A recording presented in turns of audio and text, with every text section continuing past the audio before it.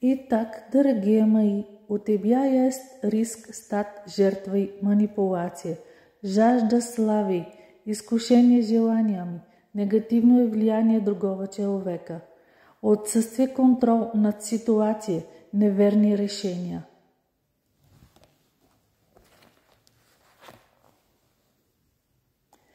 Будет также неожиданная ситуация, оставание собственных интересов, динамично развитие ситуации, смелост в принятие решений, възможност, трудности в лични отношения.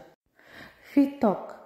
У тебя будет равновесие, поиск равновесия, нестабилност, отсутствие ясности.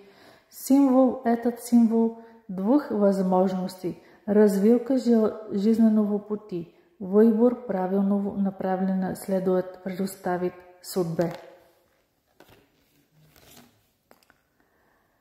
Выгодное и надежное предложение, достижение результатов, серьезное партнерство, финансовая поддръжка, перемены к лучшему, решителност, трудолюбие.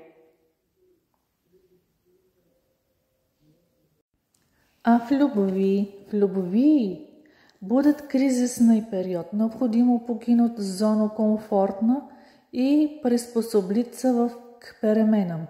Страх утратит почву под ногами, стабилизация ситуации във временем, со временем.